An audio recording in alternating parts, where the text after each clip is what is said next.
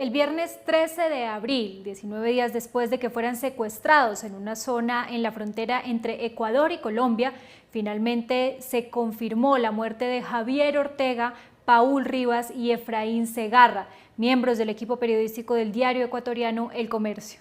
Fueron asesinados por el Frente Oliver Sinisterra al mando de Walter Patricio Arizala, conocido con el alias de Guacho y jefe de la disidencia de las FARC que opera en esa zona del país. Fotografías de los cuerpos de las víctimas y un comunicado del grupo ilegal que los plagió sirvieron para confirmar la tragedia.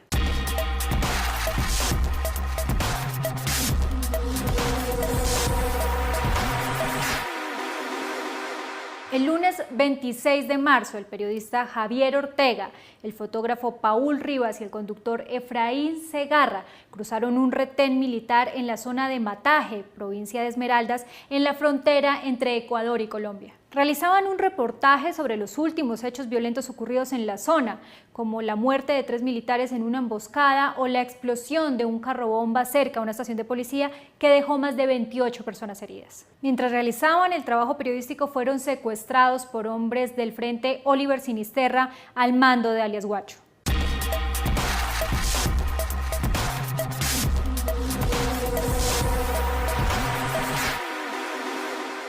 La última información que se tuvo sobre los periodistas fue el pasado 3 de abril, cuando se reveló un corto video de supervivencia en el que se veía a Ortega, Rivas y Segarra abrazados y con candados y cadenas al cuello. Uno de ellos pedía al gobierno de Lenín Moreno un acuerdo para su liberación. Aseguraba que los captores, a quienes no identificaba, exigían un intercambio por 3 presos de ese grupo armado ilegal que se encontraban en Ecuador. También demandaban el fin de la cooperación antiterrorista con Colombia. El gobierno ecuatoriano manifestó su desacuerdo con la divulgación del video y pidió un uso responsable de la información para que no se torpedearan los esfuerzos de mediación.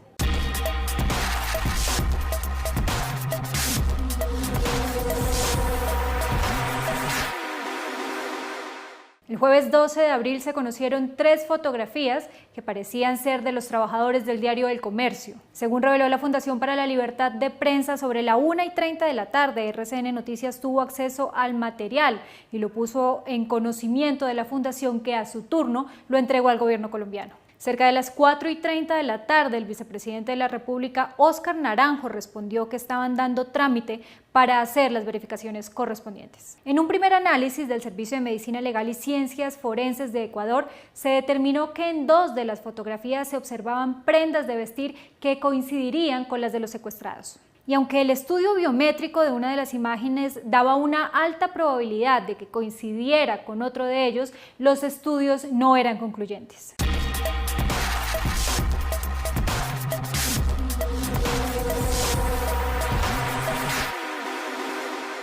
Tras conocerse las imágenes, el presidente de Ecuador, Lenín Moreno, dio un plazo de 12 horas para que las disidencias de las FARC entregaran pruebas de supervivencia de los trabajadores secuestrados. Insistió en que si no había respuesta, atacaría con contundencia y sin contemplaciones con operativos militares al grupo ilegal en su zona de influencia. El presidente Juan Manuel Santos, por su parte, le dio la orden al ministro de Defensa, Luis Carlos Villegas, para que organizara una comitiva y viajara de urgencia a la capital ecuatoriana para hacerle frente a la situación.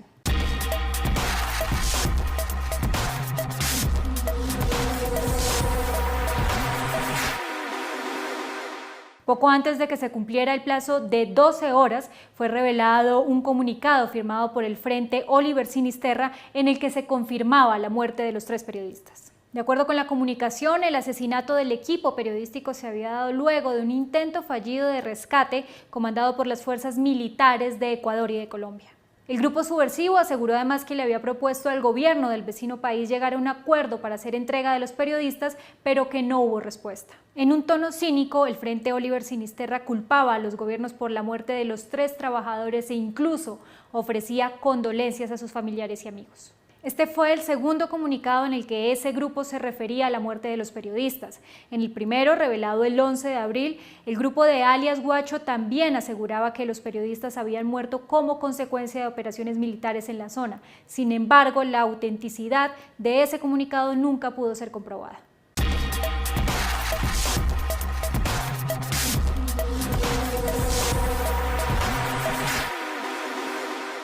Tras analizar el comunicado de la disidencia, el presidente Lenín Moreno ofreció el viernes 13 de abril una rueda de prensa en la que aseguraba que el gobierno tenía información que permitía confirmar la muerte de los secuestrados. El mandatario aseguró que era claro que a pesar de los esfuerzos realizados, los hombres de Guacho nunca tuvieron la intención de entregar a los secuestrados sanos y salvos, que lo único que querían era ganar tiempo. Moreno reveló que alias Guacho fue declarado objetivo militar por las autoridades de Ecuador y de Colombia y que por eso ofrecía una recompensa de $100.000 para quien entregara información que diera con su captura. Para recuperar los cuerpos, sostuvo, el gobierno de Ecuador se puso en contacto con organizaciones internacionales, el Comité Internacional de la Cruz Roja y la Iglesia Católica para iniciar el proceso de repatriación.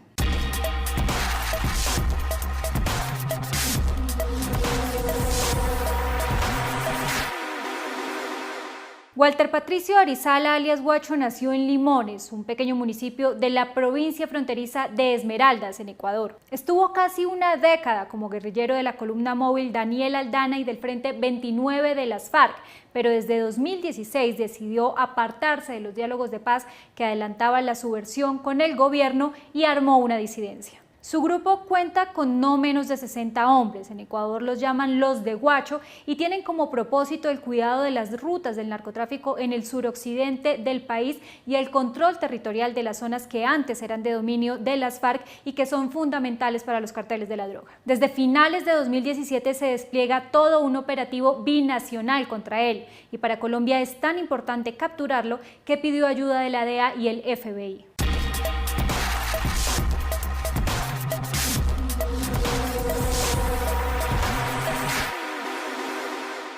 La Fundación para la Libertad de Prensa, Fundamedios y Reporteros Sin Fronteras condenaron la actuación de los gobiernos de Colombia y Ecuador por la falta de diligencia para lograr la libertad de los trabajadores. Aseguraron que no trabajaron conjuntamente y que tampoco acudieron a organizaciones internacionales humanitarias o a otros posibles mediadores como la Iglesia Católica para facilitar la liberación de los secuestrados.